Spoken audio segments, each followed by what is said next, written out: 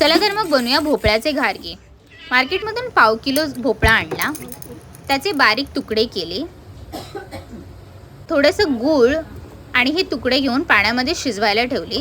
5 ते 10 मिनिटांमध्ये ते बरोबर शिजून होतात। त्यानंतर एका प्लेटमध्ये चमच्यानेच हे तुकडे स्मॅश करून घेतले। नंतर गव्हाचं पीठ, थोडं चण्याचं पीठ आणि तांदळाचं पीठ एकत्र करून मळायला सुरुवात केली। तर अशा प्रकारे पीठ मळून झालेलं आहे। त्यानंतर त्याचे मोठे गोळे केलेले आहेत। लाटून झाल्यावरती त्यांना पुऱ्यांचा आकार दिला आहे।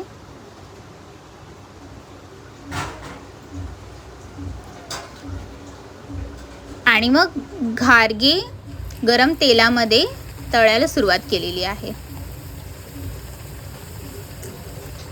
तर अशा प्रकारे ते टम्म फुगून आलेले आहेत